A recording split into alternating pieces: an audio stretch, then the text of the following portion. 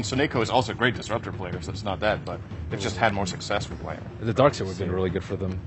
It combos well with the disruptor. It's really good versus IO and Tiny, and it sets up for Bounty as well in the lane. Iron Shell on the Bounty. That's annoying for the supports, especially what LGD has right now. They have one support in middle, one support at top, so only one person is going to be dealing with the Bounty Hunter. Bounty Hunter with Iron Shell is very troublesome with the lone support.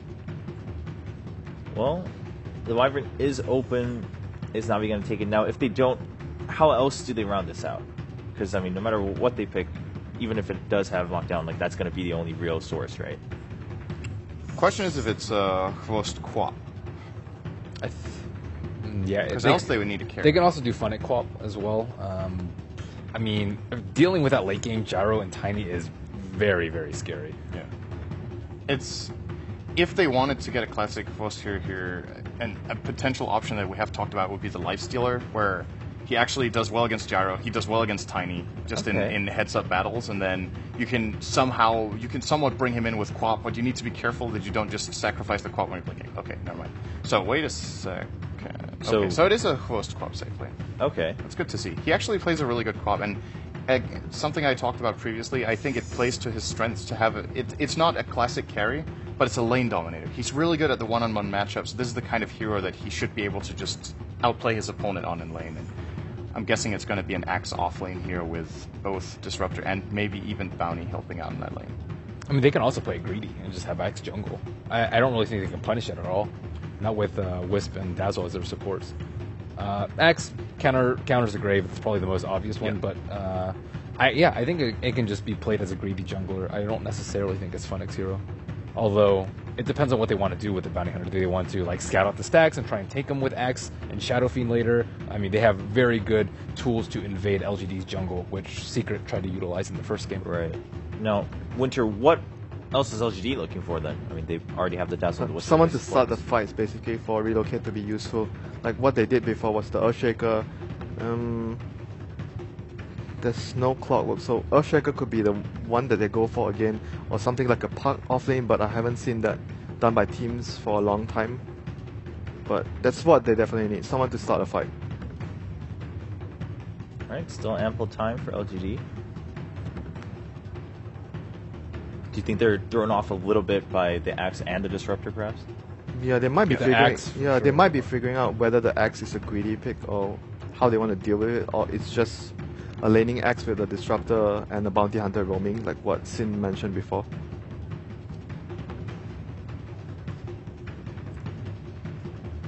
Alright, as we're waiting, fun news for all the viewers back at home. We have another Techies game, and this time it's funny because it's between Secret and Complexity, both teams who pick Techies, so they will be Secret will be using it against Complexity, trying to give them a taste of their own medicine. But that's a nice meanwhile, Spirit Breaker rounding things out for LGD, so that's Hovost Axe and Fun at Quap. Yeah, Hovost plays a good Axe too. Again, same logic. Very aggressive, in your face. Alright, Winter, I mean, how do you feel about the Spirit Breaker? I mean, that's part of what you were discussing. Yeah, Spirit Breaker is a good way to start the fights for them, and it's very tanky, very hard to kill. Like when we were mentioning about the game with VG when they picked against EG when they picked Bounty Hunter, if you roam with the Bounty Hunter and you can't kill anyone, then it will be a problem. And at the same time, Spirit Breaker can assist the other lanes when Bounty is roaming. So it's a really good pick in general against what Navi have. Does Axe win that lane? 1v1? Yeah. Against SP? It seems... yes. 17% of the time not. But the rest. So it really depends on the 17% here. LGD versus Navi about to go into their first game. Now this does matter a lot for Navi. If they can't even get a single point in this matchup, things are looking really grim to enter the top 4 of the group. Of course, not eliminated just yet, but it is nice to get a head start in the bracket stage. We are into the first game between Navi and LGD. Lanes are quite flexible. Ladies and gentlemen, welcome in from the live streams wherever you are in the world. Get ready for an exciting match. It's LGD Gaming sitting atop the group, tied with Secret after a thrilling 1-1 series earlier today. They want the 2-0s here. They've got Navi on the docket right now, and, well, as for Secret, they'll be battling up against MVP and Complexity. LGD still to face Fnatic later in the tournament. That will be tomorrow. But for now, Navi, they're the team fighting for their playoff lives here, gods. They want to start in the upper bracket. In order to do it, they really need 2 2-0s. And, Well, LGD sits there as the brick wall in front of them. Can Na'Vi find the old magic? If there ever was a time, now is the time. So we get underway with the game, both teams moving into the bottom side of the map. We are going to have a quick pause here from MMY. But as we were discussing during the draft, the curveball from LGD is the Spirit Breaker. They see the last pick of the Axe. Before that, if this was, say, Team Secret, you almost certainly expect a Queen of Pain safe lane. But when they see the Axe come out, they think that's likely the safe lane hero for Havost, anticipating an Earthshaker off lane, and that's something Axe would dominate 1v1. So LGD make a bit of an adjustment. They get the more aggressive off laner for Yao, as well as something that can put more pressure on the Shadow Fiend of Dendi mid. Well, so Nico going to get some good scouting information, sees the LGD 5-man at the bottom rune, and now Na'Vi can make the call just to not fight this. Dendi's going to go for the top bounty rune. He's got 2 branches and doesn't really want to fight this at all. We'll have an early skirmish here, perhaps. So Nico is the one scouting it. Does not really want to run down into the river. Oh, is he going to go for this? Sentry healed. This is risky. So Nico. Oh, he does grab that. Whoa. Oh, that's they so don't even bold. sentry it. The double bounty steal could have easily been a first blood, but he ends up living to tell the tale. A risky maneuver, and it works out. And LGD actually switching up the lanes. They end up sending the Spirit Breaker top, and they're going to aggro dual lane. And this is the beauty of Gyrocopter. He can pretty much go anywhere, but it does leave a Queen of Pain versus Spirit Breaker matchup, something that most Spirit Breaker players aren't too excited to see. Yeah, this is I'd say, smart decision. The Axe has a lot of problems against the Rocket Barrage. You can't just run into the Gyrocopter too easily. And the Spirit Breaker against Queen of Pain is not that big of a mismatch like the Earthshaker matchup we saw last game for Yao, or early against Secret for Yao. So he can hold his own to some extent. He's very tanky with a Stout Shield and plenty of HP regen.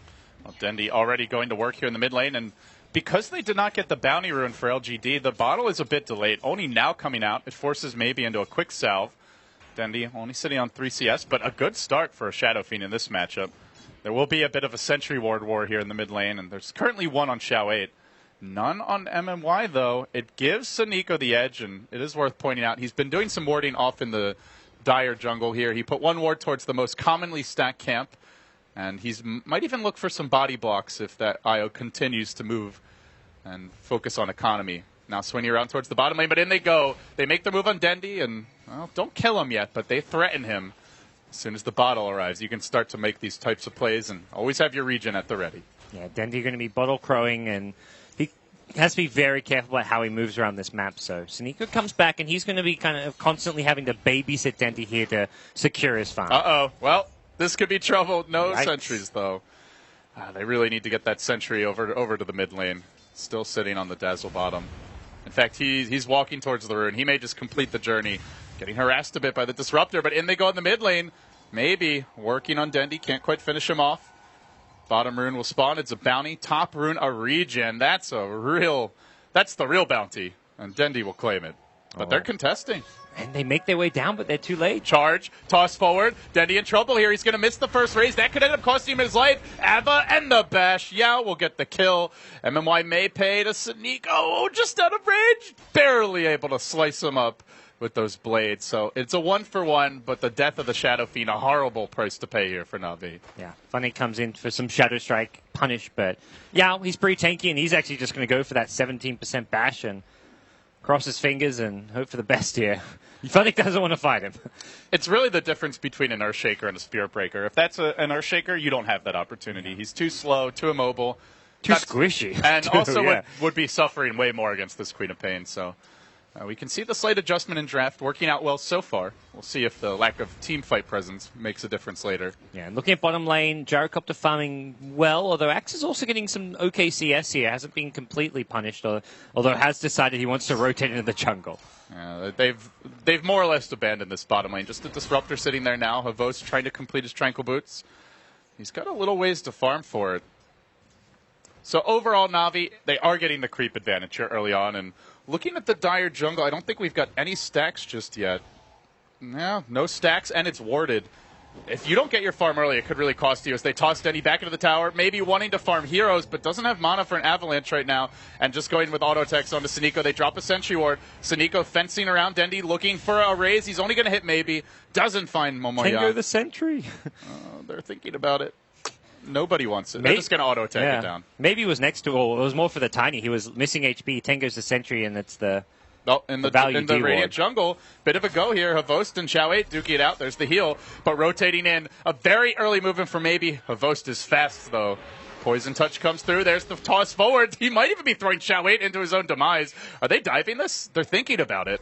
4 heroes rotating, but nothing accomplished. And Saniko even going to arrive and look to punish Xiao 8 on the way out. Quite a few auto attacks. He gets off the double windwalk, and he gets the kill solo. The charge comes now, but well worth the exchange. Just so much space created here by the little bounty hunter. Yeah, gets him up to level 3.5 as well. This is a very successful roaming bounty hunter so far. Experience going his way. He's getting a lot of support towards Dendi, who's 24 last hits to the 7 of Tiny. This is a similar story to what we saw against Secret. This IO Tiny mid just struggling against Shadow Fiend. And there's the added problem of the lack of jungle stacks right now. Last game, LGD had a quad stacker on this point. This game, they've got absolutely nothing. And even if they go for it, it's very likely that Saniko's going to be there. They're going to need to invest 3-4 heroes to secure any sort of farm for maybe. It puts a lot of pressure here on Sylar, but in comes Dendi with Saniko. A tri-lane mid all of a sudden erupts, and well to the benefit of Na'Vi. Now the chase in the river. There's the charge from Yao. Dust to follow this up. This was how EG tried to do it, the bounty. And now the toss. The Ava as well. Not enough to kill up Dendi, but Spirit Breaker standing his ground. 17%. There you go. Gets the kill and looks for more. The tether forward, the toss back. Kind of an awkward exchange, and Yao says, I'm going in anyway. Sylar's arrived, and what do you know? It's 5-man Dota from LGD. Another bash. It's another kill. The intergalactic space cow on the prowl. LGD are like making the plays. They're out Naviing Na'Vi right now. They're just like diving at your tower and running right at you as 5.5 minutes in the game. I mean, boy, would you have loved to have Funnick there or what? He's level 6. He had a TP. He only has 2 points at Scream, but still could have done a lot of work as they continue to pressure this mid lane. Dendi may even look for a final killing raise here on Navy, but it's only level 3. Not quite enough damage. But yeah, like you said, out Na'Vi, and that's where you want to see Funnick get active. He's on the move now, hasted and rushing in mid. Oh yeah, Tiny's going to be very careful. He's low in HP, still nearby, and Yao reveals himself, but he's not an easy target with all his HP and survivability that he's packing. That's probably the worst hero to go on. Either maybe or MMY a better choice, but they got to find somebody away from the tower. Funnick just begging them to come out. He could maybe even get a double with support.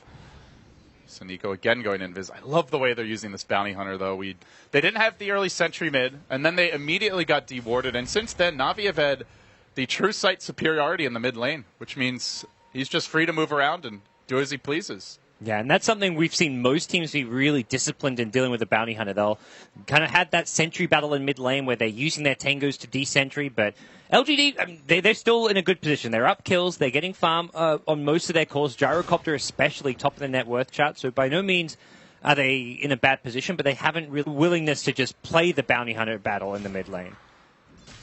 A lot of the mid game feels like it is going to come down to Sylar. Phase boots up, early Arena Facility is complete, he's hit level 7. And he's got a TP scroll. This is where Na'Vi do need to be careful. You go for a tower dive, and you may well end up giving that double, triple kill that we've seen so many times away already in the tournament and just completely blowing the game open. As they make their move on mid, the raise is attempted, can't quite get the kill on maybe. And LGD will back off for now. So for LGD, it looks like they're just going to try and get Yao's level 6 in the top lane, but for him, I think he's quite happy. He's been able to achieve a lot for his team in the mid lane with his rotations. Well, meanwhile, Funnick's just been kind of sitting top. His rotation failed, didn't actually get any kills for his team. So while Funnick's farming well, he has the Sharuka toss. Will he get it in time? Yes, he does. Big kill going to be going the other way here. Sylar doesn't even have mana for